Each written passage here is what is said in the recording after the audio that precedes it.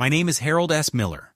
I'm 76 years old, a widower of 12 years, and until recently, I lived in the same house where my wife and I raised our only child, our daughter Melissa.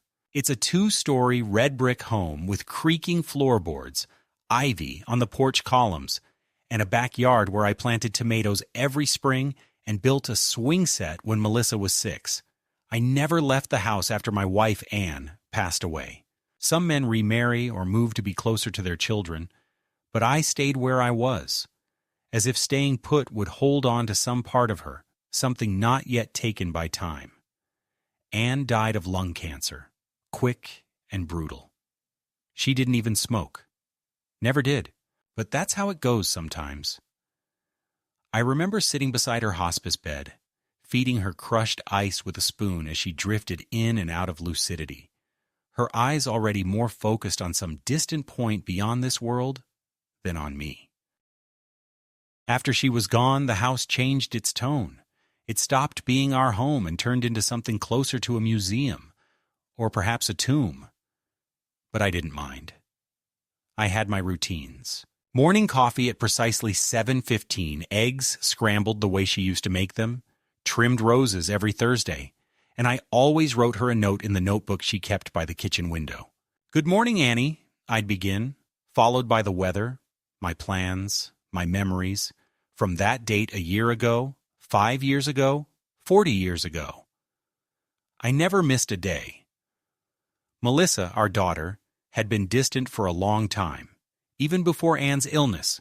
She visited on birthdays and holidays at first, then it became only Christmas, and finally not at all. I knew she was busy. She had a job in the city, real estate, marketing, something in that orbit that changes its name every few years, but is always about profit and competition. Her husband, Clark, worked in tech.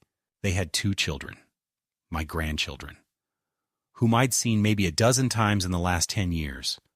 One of them, Ellie, sent me a thank you card 5 years ago after I mailed her a $100 check for her birthday. I kept that card on my fridge for 3 years, until the magnet cracked and it fell behind the stove. I never put it back up, but I didn't throw it away either.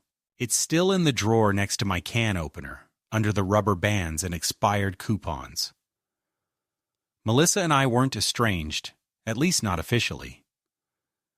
She called once a month, like clockwork, always on a Sunday evening. The conversations lasted less than 6 minutes. She'd ask how I was. I'd say, still standing, and she'd chuckle politely, ask if I needed anything. I'd say no, and that would be the end of it. Every now and then she'd say something about getting together soon, and then work would get in the way. I told myself she was just a busy woman with her own life. I didn't want to be the kind of father who makes his children feel guilty. Anne used to say I had too much pride for my own good, and she wasn't wrong. The house needed repairs. The roof leaked after every big rain, and the upstairs windows stuck when the weather turned humid. I tried to fix things myself, but my knees don't let me climb ladders anymore, and my hands tremble too much for the small tools. Still, I managed. I budgeted carefully. I never spent more than I earned. Social Security, a modest pension, and a lifetime of frugality kept me afloat. I wasn't rich, but I had no debts, and I didn't owe anyone anything. Sometimes the silence in the house became too much, and I'd go sit on the porch just to hear the birds or the neighbor's dog bark at passing squirrels. That was how I measured time, by changes in weather, the sounds outside, the way light moved through the windows. A few months ago, Melissa came by out of the blue. I remember the day exactly. It was a Saturday in late February, unseasonably warm, the kind of day where the snow starts to melt, but the wind still bites through your coat. She pulled up in a new SUV, stepped out in a gray pantsuit and heels, looking every bit like a woman who hasn't touched a garden hose in 20 years. She smiled, kissed my cheek without really touching it, and said, "Dad, we need to talk." The last time she'd used those words, Anne had just been diagnosed. "We need to talk" was never good news. She came inside, commented on the smell of the house, something about old air, and sat down at the kitchen table like a guest in a bed and breakfast.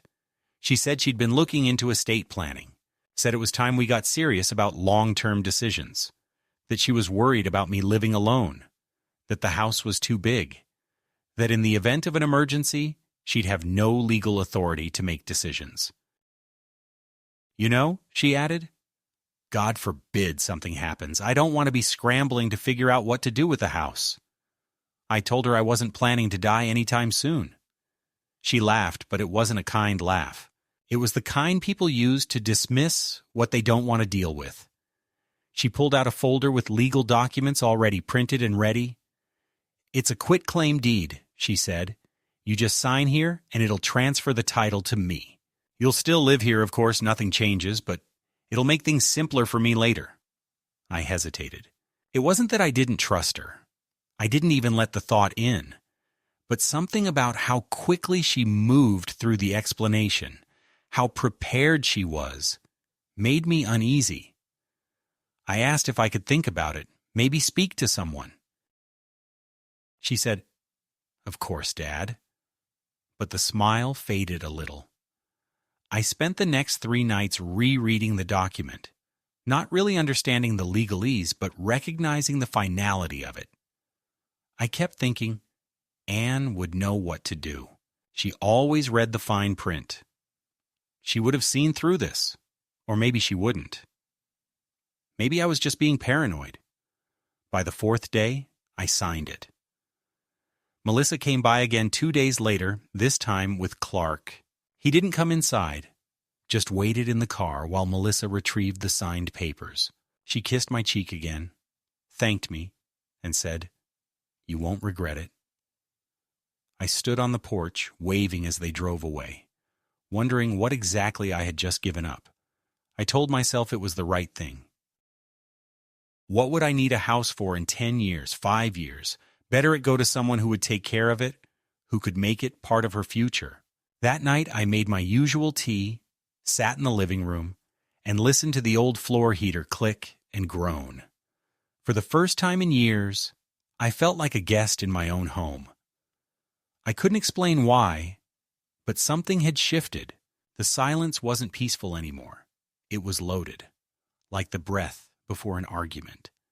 I stayed up late that night watching the moon move across the hallway wall, trying to tell myself that nothing had changed. But something had. I just didn't know how much.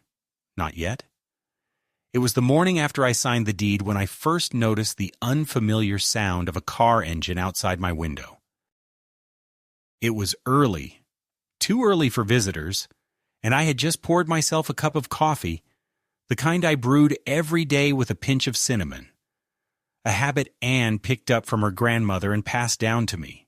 I pulled the curtain back slightly and saw a dark blue van parked in the driveway, its back doors open, and 3 young people carrying suitcases and large duffel bags up the front walk. At first I thought they had the wrong address. Perhaps they were friends of the neighbors or some kind of delivery service. But then I saw one of them take a key from his pocket, my key, and unlock the door. I stood frozen for a moment, unsure of what I was seeing. Then I opened the front door just as the last of them stepped inside, and I called out, "Excuse me, can I help you?" A young woman with short purple hair turned around and smiled brightly, as if I were the one intruding.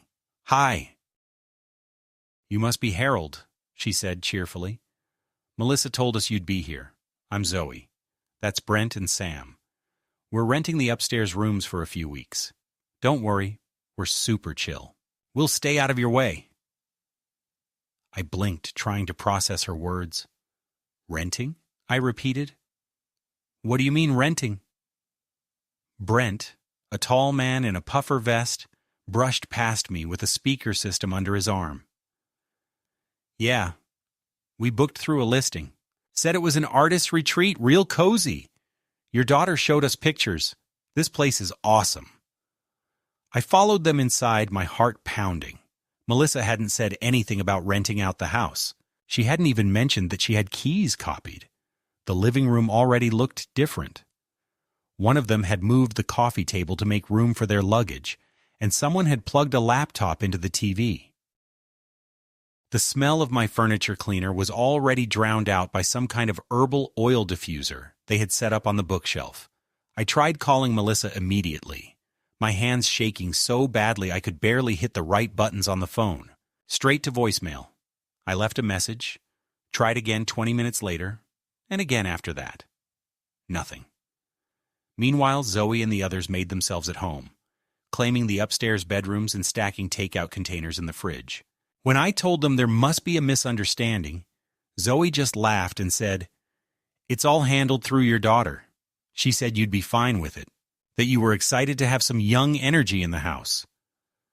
That last part made something tighten in my chest. Excited.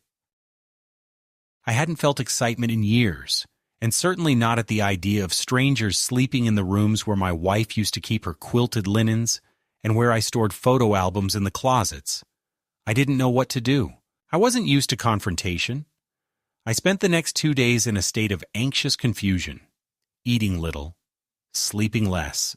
I stayed in my downstairs bedroom and tried to avoid the newcomers, who were mostly polite but dismissive in that way young people can be when they assume someone old has no authority left. One night I heard loud music and laughter from upstairs, and I climbed the stairs slowly, holding the banister like a lifeline, wanted to ask them to keep it down. They looked surprised to see me. Brent offered me a beer, Sam turned the music down by a notch, and Zoe told me with a grin, "You should come hang out sometime, Mr. Miller. You look like you could use some fun." I didn't answer. I just turned and walked back down, ashamed of the tears stinging my eyes. By the third day, I finally reached Melissa. Her tone was clipped and professional, like she was on a call with a client she didn't particularly like. "Dad, it's just temporary," she said. "I told you the house is in my name now. I have the right to do what I want with it." I tried to argue, asked why she hadn't told me, why she'd let strangers move into my house without a word. "You said you didn't mind me handling the big stuff," she said. "This is the big stuff. You're getting older, you're lonely, and I thought some company would be good for you. You will always say the house is too quiet." I couldn't believe what I was hearing. I told her I felt blindsided, humiliated, betrayed. "Dad, don't be dramatic," she snapped. "This is what's best for everyone. You'll get used to it. I even set aside the guest room for you. It's the one with the garden view. That's your new room." That word, guest, cut deeper than I expected. I had lived in this house for over 40 years, built every cabinet with my own hands, installed the storm windows myself before Melissa was even born. Now I was being offered a corner of it, like a tenant. I told her I wanted the arrangement reversed, that I wanted the renters out. She sighed and said, "Dad, it's already booked through the end of the month. I can't just kick them out. That would be illegal. Look, just relax. Go for a walk, read your books, do your crossword puzzles. Let me handle things." Then she hung up before I could say another word. That night, I didn't sleep at all. I sat in my chair by the window and stared out at the empty street, the orange glow of the street lamp flickering across the sidewalk where Anne used to rake leaves into perfect piles. I thought of the conversation we had the year before she died, when she said she worried about Melissa's coldness. "She's got ambition, Harold, but she's losing her soul," she'd whispered, as if afraid Melissa might somehow hear her from across the state. I'd brushed it off then, told her not to worry, that our daughter was just strong-willed. Now I saw the truth in Anne's voice. Melissa hadn't just changed. She had removed me from her heart long ago, and I had refused to see it. Over the next week, more strangers arrived. Apparently, Melissa had listed the property on some website, advertising it as a multi-room creative retreat for remote workers and traveling students. I started to see new faces every few days, some polite, some indifferent. One even asked me if I was the groundskeeper. When I told him I owned the house, he looked confused. "I thought this was Melissa's place," he said, frowning. "She handles the payments and everything." I wanted to scream. Instead, I nodded and excused myself, retreating back to the guest room that now held all my belongings. Some of them hastily moved there by Zoe and her friends to make room for their stuff. I stopped making coffee in the morning because the kitchen was always occupied.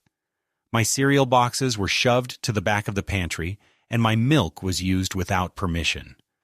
The renters were not cruel, but they didn't see me. I was background, a fixture, a man who had clearly outlived his function and whose presence was an inconvenience. I started walking the neighborhood more often, even when my knees protested. I couldn't stand being in the house anymore.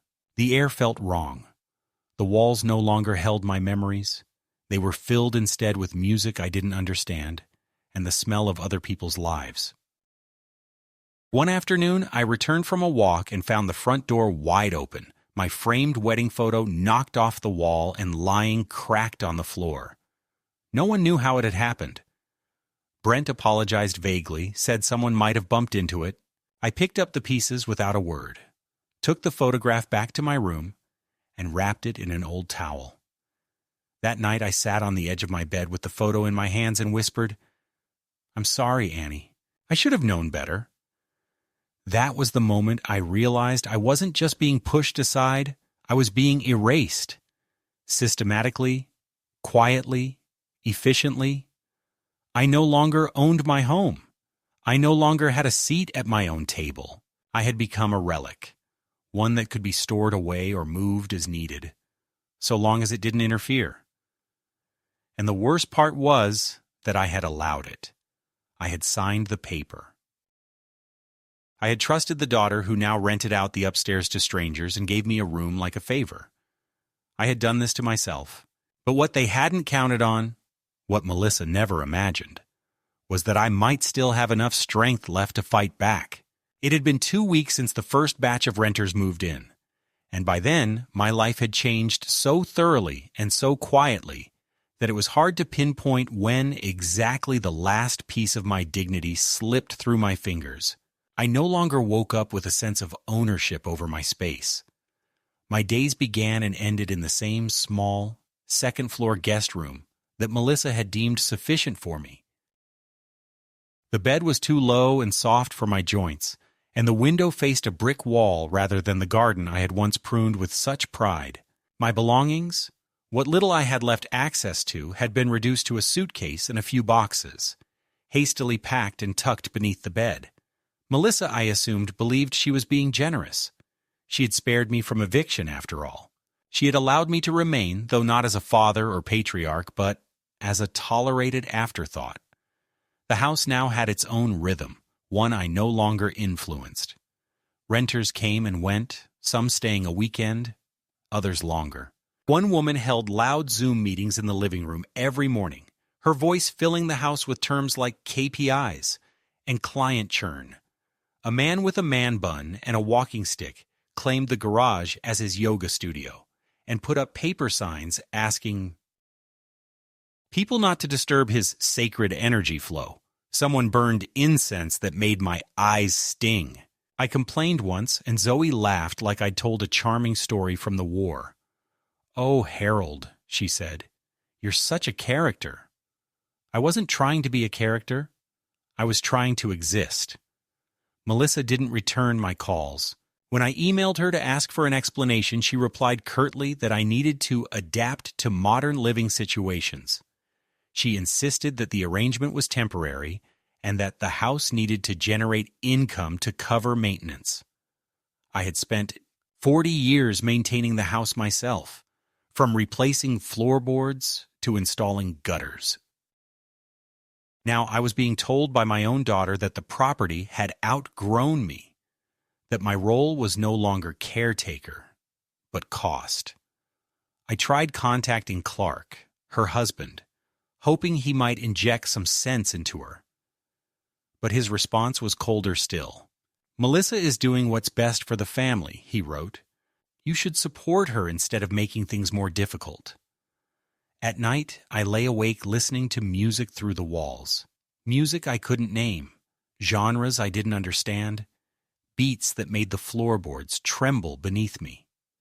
One renter, a 20-something with tattoos and a wireless speaker, threw a party on the back deck. I counted 19 people, none of whom acknowledged my presence when I stepped outside to ask them to turn down the volume. One man handed me a plastic cup and said, "Cool place, dude. Are you the Airbnb guy?" I turned and went back to my room without speaking. I didn't know how to answer that question anymore. Was I the Airbnb guy? Was I a squatter in my own house? A relic they forgot to remove? The final straw came on a Thursday morning when I attempted to cook breakfast for myself. I'd gone into the kitchen early, before most of the renters were awake. I pulled out eggs, butter, a pan I recognized from my old set, at least they hadn't thrown it out, and began preparing scrambled eggs the way Anne used to make them. I'd just poured them into the skillet when Zoe walked in, still in her bathrobe, with a mug in her hand and her phone pressed to her ear. She looked at the stove, then at me, and frowned. Harold?" The kitchen's kind of reserved in the mornings. Brent has a cooking vlog. He films around 10, and the smell of eggs lingers. I stared at her, spatula in hand. "It's 7:30, I said. "That's 2.5 hours from now." She shrugged. "Yeah, but we've got prep and lighting and stuff. Could you maybe finish up fast? Or, I don't know, eat out today?" I didn't reply. I turned off the stove, scraped the half-cooked eggs into the trash, and returned to my room. I didn't eat that day. Later that afternoon, I overheard Zoe talking on the phone in the hallway, her voice casual and amused. "Yeah, it's weird. The old guy? He lives here, I guess. Melissa said he used to own the house or something. He just kind of shuffles around, mostly keeps to himself. Honestly, it's like having a grandpa ghost. He's harmless." That word, harmless, clanged in my ears like a bell. I was no longer a man, not even an obstacle. I was background noise, like the creak of the stairs or the ticking of the old clock in the hallway. My presence was so inconsequential that people talked about me in the third person while I stood 10 feet away. That evening, I decided to go to City Hall. I didn't know exactly what I hoped to find. Some bureaucratic loophole, a regulation, anything. But I needed answers. I brought the deed papers Melissa had left me, my old tax records, and a fading photo of Anne and me on the porch, just in case someone needed to see that I belonged. The woman at the counter was kind, middle-aged, with reading glasses perched on her head. She reviewed the documents slowly, then looked up at me with something between sympathy and resignation. "I'm sorry, Mr. Miller. According to the county registry, the house was transferred into your daughter's name 3 weeks ago. The transaction is legally binding. There's nothing we can do." I asked if there was any chance it could be reversed, but she shook her head. "Unless you can prove fraud or coercion, it's done. Did you sign these papers voluntarily?" I nodded reluctantly. She sighed. "I understand this is upsetting. You're not the first." I walked home in a daze. The sidewalks felt longer than usual, the world too bright. I thought about Anne again, about how she used to walk this route with her hand in the crook of my arm, stopping to point out gardens she liked. I wondered what she would have said if she saw me now, trudging home to a house filled with strangers, with nowhere to sit and no one to talk to. I wondered if she would have blamed me. I already blamed myself. Back at the house, the renters were watching a movie on the living room projector. I recognized none of the actors, none of the sounds. I slipped past them like a shadow and returned to my room. I sat on the bed and unfolded the city documents again, reading the words until they blurred. I had given away my life for nothing more than a signature. I had given it to a daughter who now ran the home like a business, who used my existence as a selling point for renters who found my presence quaint or harmless. I had no leverage, no recourse, no home, not in the way that word used to mean something. The next morning, I decided to call an old friend, Daniel Wexler, a retired attorney who had once helped me draft my will. He hadn't heard from me in years, but when I explained what had happened, he invited me to lunch immediately. We met at a small cafe downtown, and I brought the deed papers. Daniel read them carefully, his expression tightening as he turned each page. When he finished, he set them down and looked me in the eye. "Harold, you didn't just transfer ownership. You gave her full legal control. There's a clause here that gives her the right to lease, sell, or renovate the property at her discretion. She even added language waiving your right to contest it." I stared at the table, my coffee cold in my hand. "Is there anything I can do?" I asked. Daniel shook his head slowly. "Not unless you can prove she coerced you or that you weren't of sound mind at the time of signing." He paused. "Were you?" I didn't answer. He continued, "The only angle might be the emotional manipulation. If she misrepresented her intentions, maybe we can build a case, but it's a long shot." That night I sat at my desk and wrote a letter to Melissa. I didn't know if I would ever send it. I wrote about Anne, about the apple tree I planted the year she was born, about how I used to carry her on my shoulders when we watched fireworks on the 4th of July. I wrote about how she used to draw me pictures of our house with hearts over it, and how I kept one of them folded inside my wallet, faded and worn, but never discarded. I wrote that I didn't know where I'd gone wrong, that I had tried to be a good father, and that whatever she thought she was doing now, it wasn't right. That she had taken something from me no court could restore. Not a house. A home. A sense of place. A meaning. I folded the letter and placed it in my top drawer. I didn't send it. Not yet. I wasn't ready to let her see the depth of the hurt. Not until I knew what I would do next. Because one thing had become clear. I couldn't stay like this. Not indefinitely. Something had to change. I didn't know how yet, but I knew that the quiet resignation that had defined my days since Anne's death had reached its end. They had mistaken my silence for weakness. That was their mistake. It would be their last. It was just past 8 in the morning when I heard Melissa's voice again. This time not through the phone or a carefully composed email, but standing right in the foyer, brisk and purposeful, as if she still had the right to enter without knocking. "Dad?" she called out, not waiting for a response. I stepped out of my small upstairs room, the one now cluttered with boxes and the scent of sandalwood from someone else's incense, and peered over the banister. She stood there in a crisp blue coat, holding a takeaway coffee, and wearing that same professional expression I had seen at least a dozen times in photographs online. Her face framed in LinkedIn updates and real estate ads. She glanced up at me and smiled tightly. "There you are," she said, as though finding me in my own house were somehow surprising. She asked me to come downstairs, said she needed to talk in person, because things had become a little complicated. I joined her in the kitchen, now stripped of any sign that it had once been ours. No lace curtains Anne had sewn by hand, no magnets. From family trips, just a sterile countertop lined with oat milk, protein bars, and someone's Bluetooth speaker. Melissa leaned against the counter and took a deep breath, as though preparing to deliver a pitch. "Okay," she began. "So I've been talking to Clark, and we think it's time to have a more sustainable plan for you moving forward." She said it slowly, as though she were worried I might not grasp the vocabulary. I said nothing, just waited. "We've looked into some really nice assisted living options. There's one in Castle Pines that has a wellness center and a shuttle to the town square. They offer art classes. You'd love it." It didn't register at first.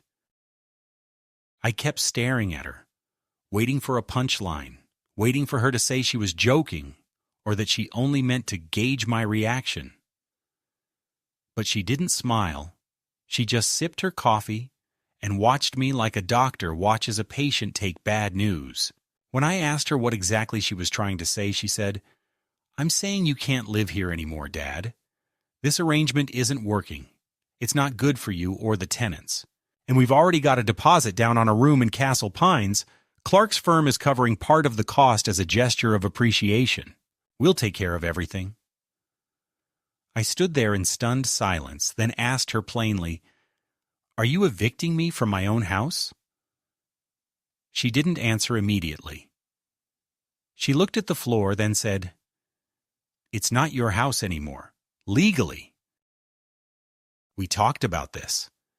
And then she had the audacity to add, "This doesn't mean we don't love you. We just want what's best for you." That line, that tired, cruel, paternalistic phrase, was the one that finally broke whatever restraint I had left. I told her that she had no idea what was best for me, that the only time she even remembered I existed was when she wanted something, and that removing me from the only space I had ever called home was not love. It was cruelty, calculated and convenient. She didn't argue. She just crossed her arms and said, "I knew you'd react like this. That's why I made sure to sign the paperwork last week.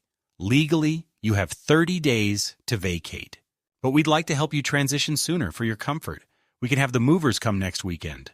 I remember looking at her and seeing not my daughter, but a stranger.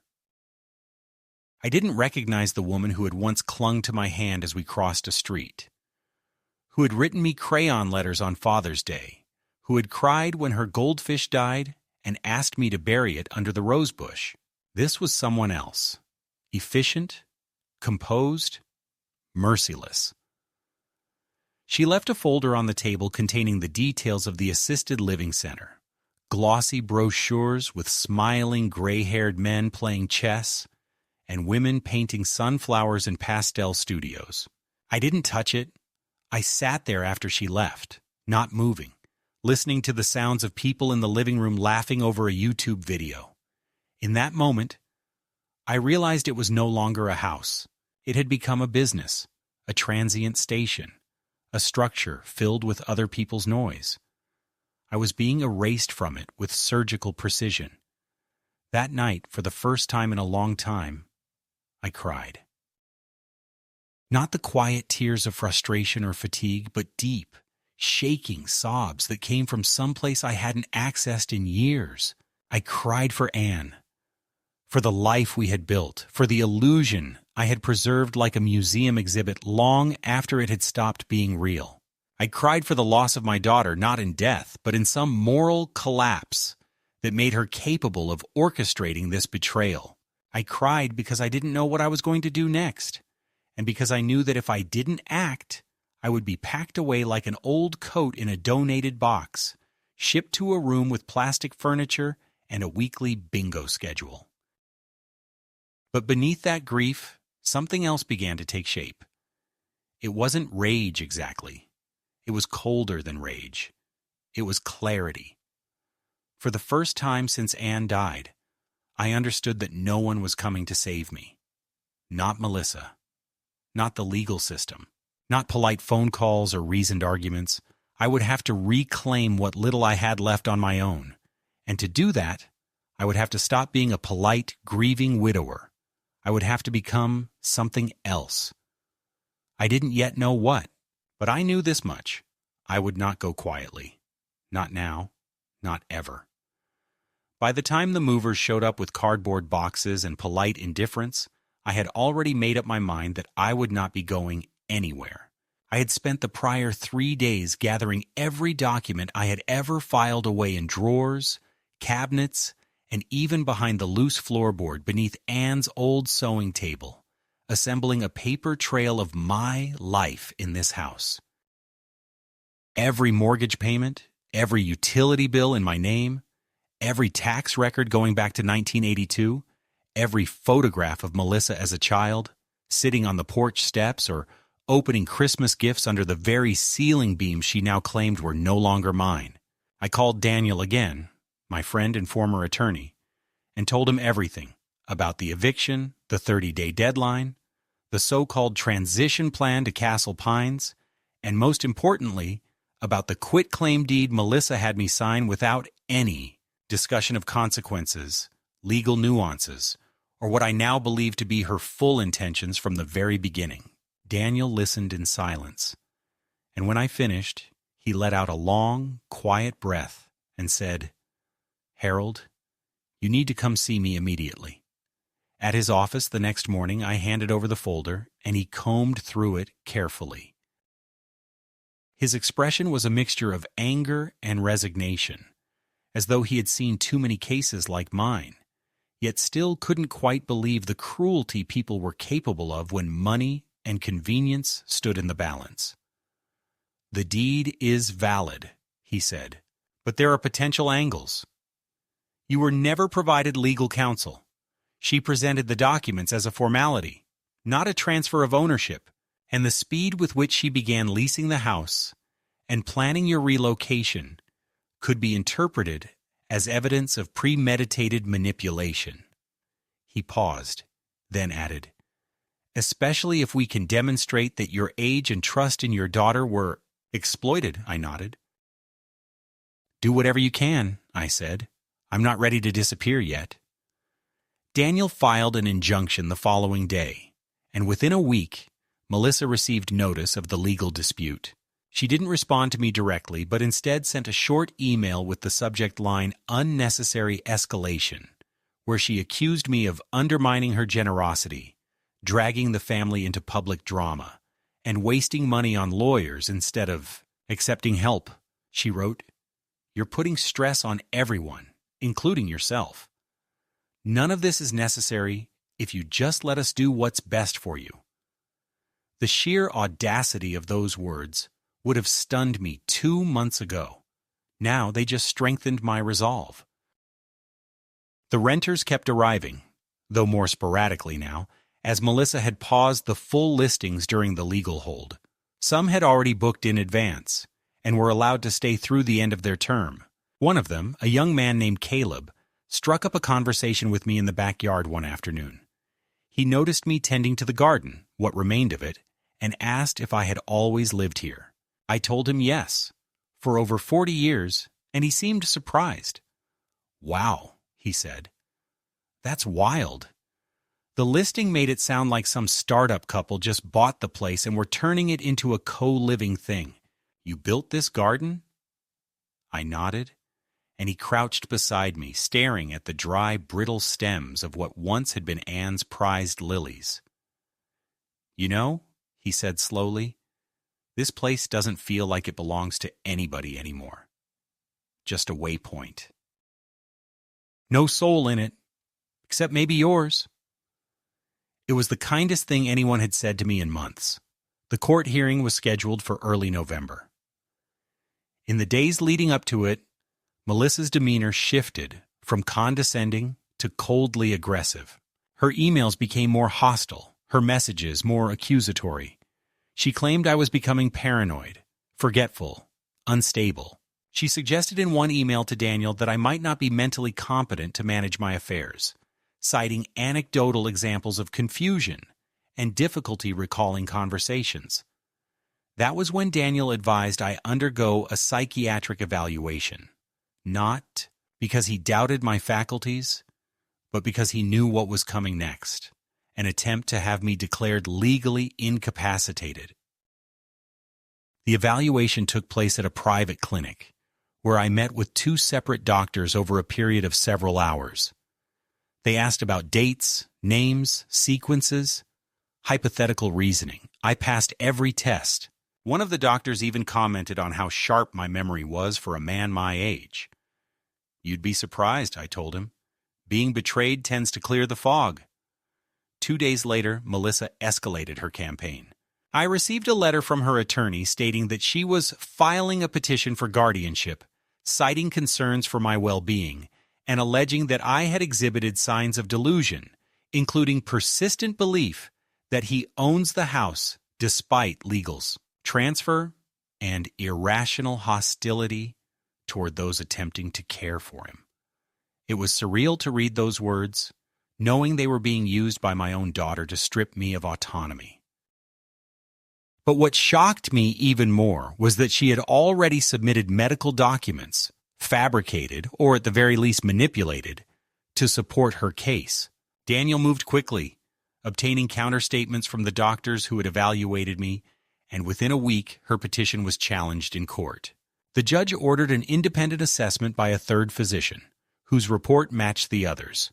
I was of sound mind, fully capable of managing my life, and showed no signs of cognitive decline. The petition was dismissed. When the ruling came down, Melissa exploded.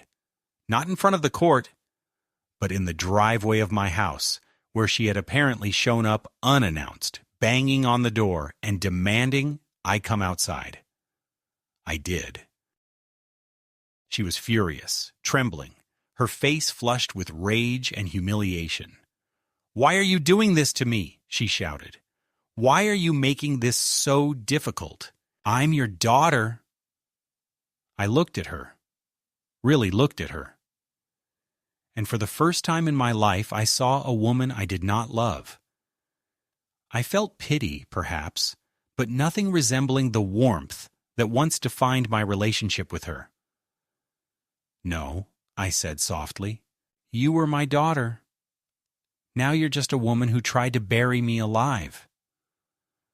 Clark appeared behind her then, trying to usher her back into their car, whispering something I couldn't hear. She shook him off and kept going. "You can't win this, Dad. You don't have the money, the energy, the time. What are you even fighting for? A house?" I shook my head. "Not a house. A life. My life. The one you tried to rewrite." She turned and left without another word. I stood in the driveway until they disappeared down the street, the late autumn sun casting long shadows over the cracked pavement. Inside, the air felt different. The walls seemed to breathe again. The laughter from the renters didn't feel quite so intrusive. Something had shifted. Not in the house. In me. I had faced down the people who tried to erase me, and I had not only survived, I had held my ground. But it wasn't over. Not yet. Daniel and I continued preparing for the main hearing, which would determine whether the original transfer of ownership had been obtained under false pretenses or manipulation. The outcome was uncertain. But I no longer feared it. For the first time in months, I felt steady, anchored not in the illusions I had clung to, but in the truth of what had been done to me. I began documenting everything, every interaction with Melissa, every conversation with tenants, every receipt, email, and bank transaction. I started writing again in Anne's old notebook, not letters to her as before, but entries meant for a record. My record. If no one else would protect my story, I would do it myself. I also contacted a real estate appraiser, curious to know the true value of the home that Melissa had so eagerly tried to monetize. The number they gave me was higher than I expected, a bitter validation of how much she stood to gain by removing me. But I wasn't interested in selling. Not yet. What I wanted now was to regain what had been taken. Not just property, but agency, respect, and perhaps in some quiet way, peace. I had no illusions that Melissa and I could ever return to what we once were. That bridge had burned. What I wanted was finality. Something that would allow me to live the remainder of my days not as someone tolerated in a back room, but as someone who had reclaimed his voice after years of silence. I wanted her to understand, not in anger, but in truth, that her father had not faded, had not dissolved into a caricature of decline and dependency. I was still here. And I would decide when I left. Not her. The court date fell on a Tuesday. the air brittle with that kind of late autumn chill that creeps through your coat no matter how tightly it's buttoned. I wore the same gray wool suit Anne had picked out for me 2 decades ago, still pressed, still dignified, even though the shoulders no longer fit quite right. Daniel met me outside the courthouse, briefcase in hand, his expression calm, but sharpened with quiet focus. Inside the courtroom, Melissa sat across from us, flanked by her attorney, a man with slick hair and a tablet he didn't seem to look away from.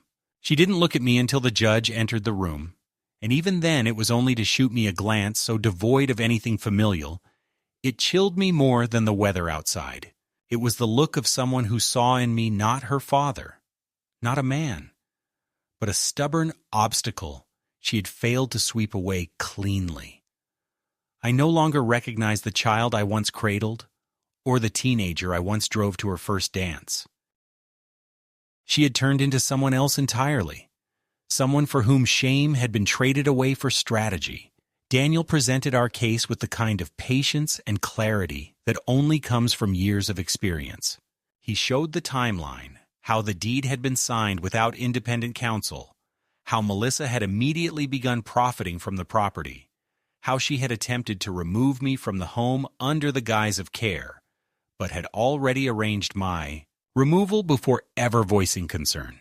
He presented the evaluations from 3 separate doctors, all affirming my mental clarity. He submitted evidence of the guardianship petition, the fabricated reports, the attempts to control my bank accounts. When the judge asked if I had anything to say, I stood, feeling every joint in my body protest, and walked slowly to the stand. I did not prepare a speech. I didn't read from paper. I looked the judge in the eye, then looked at Melissa, and I spoke. I said that the house wasn't just property, it was memory, history, continuity, that I had built it with my hands, paid for it with decades of labor, planted every tree, fixed every pipe, swept the same porch where I once held Melissa on my shoulders. I said that what had been taken from me wasn't just legal ownership, but the core of what gave my life shape and meaning. I said that when a man reaches a certain age, people stop listening. They assume he's confused, outdated, fragile. But I was not confused. I was not fragile. I was betrayed. Melissa's attorney objected to some portion of my testimony, something about emotional appeals, but the judge overruled him. When I returned to my seat, Daniel placed his hand on my shoulder. Just a brief squeeze, enough to say, that was the moment.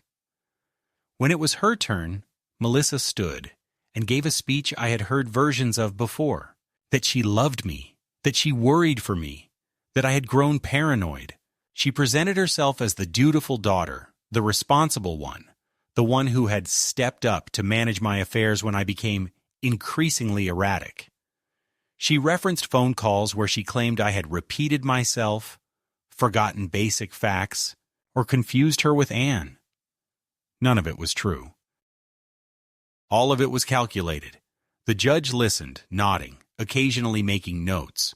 But when he interrupted her and asked why, if she was so concerned for my well-being, she hadn't once invited me to live in her home or offered to take care of me directly, she hesitated. Her mouth opened, then closed again. Her lawyer stepped in, deflecting, saying it wasn't practical with their work schedules, that assisted living had been the more responsible path. The judge didn't press further, but I saw the flicker of recognition in his eyes. He had seen it too, how the concern was transactional, how the affection was performative, how the care had been weaponized to serve convenience and gain. By the end of the hearing, I felt drained, hollowed out like a shell someone had tried to live in without permission. The judge said he would issue a ruling within a week. Melissa didn't wait for me after court. She left the building quickly, her lawyer in tow, walking fast, not looking back. I stood on the courthouse steps, the cold wind tightening around my collar, and breathed in as deeply as I could. I had done what I could. Whatever came next, I had reclaimed something. My voice, at the very least. And for a man who had felt erased, that was something. The ruling came 5 days later. Daniel called me in the morning, his voice steadier than usual. "We won," he said. "The judge found sufficient evidence of coercion, financial exploitation, and abuse of trust. The deed is nullified. You're the legal owner of the house again. Full owner." I didn't speak for a long moment. I just sat there in the kitchen, my kitchen, and let the words move through me. I looked at the window, the one with the little crack in the corner from when Melissa once threw a softball inside by accident, and I said aloud to no one in particular, "Thank you." But the relief was only partial. I still had to evict the renters. Legally, they had leases, even if they were misrepresented. It would take time. Paperwork. Daniel helped me file the proper notices, and over the following weeks, one by one, they began to leave. Some quietly, some confused, some apologetic. One of them, Caleb, shook my hand on the way out and said, "I'm glad. This place belongs to someone after all." When the last of them had packed up and gone, the house was quiet in a way I had not experienced in months. Not the silence of neglect, but of stillness, of possibility. Melissa, unsurprisingly, did not speak to me again. She sent no letters, made no calls, issued no apologies. I knew she might appeal or attempt something else down the line. I was prepared for that. But I no longer feared her. The hold she had over me, emotional, psychological, had been broken not in court, but in that moment she said the words, "It's not your house anymore." She didn't understand that what she took from me, I could survive. But what she lost, my trust, my love, she would never regain. In the weeks that followed, I made decisions quickly, deliberately. I contacted a realtor. I sold the house. Not out of bitterness, not for revenge, but because it no longer felt like mine in spirit, even if it was again in law. I bought a small condo across town, near a park where I could walk every morning and sit on a bench without hearing footsteps upstairs that weren't mine. I furnished it simply. A good chair, a firm bed, bookshelves, a modest kitchen. I kept only a few of Anne's things, her wedding ring, her favorite teacup, a photo of her laughing on the back porch. The rest I donated or left behind. I didn't need a museum of pain. I needed air. And one morning, sitting by the window with the sunlight on my knees and a cup of tea warming my hands, I realized I didn't feel defeated. I felt reclaimed. Not youthful. Those years were long gone, but solid, rooted in something other than grief. I had been betrayed by blood, but I had not surrendered. I had been reduced, but not erased. That was the difference. That was everything. The first time I walked into my new condo without a key struggling in the lock or the anxious thought of who might be in the kitchen, I understood what real peace felt like. Not just the absence of noise, but the absence of intrusion. I didn't decorate the place much. I wasn't interested in making it beautiful. I just wanted it to be mine. The furniture was plain, but solid. Every item chosen by me, paid for with my own money, delivered on my terms. No one else's schedule, no shared closets, no leases to strangers in their 20s with wireless speakers and dietary demands. The quiet here was my own, not imposed. Not the silence of being ignored, but the stillness of being free. The mornings became something I looked forward to again.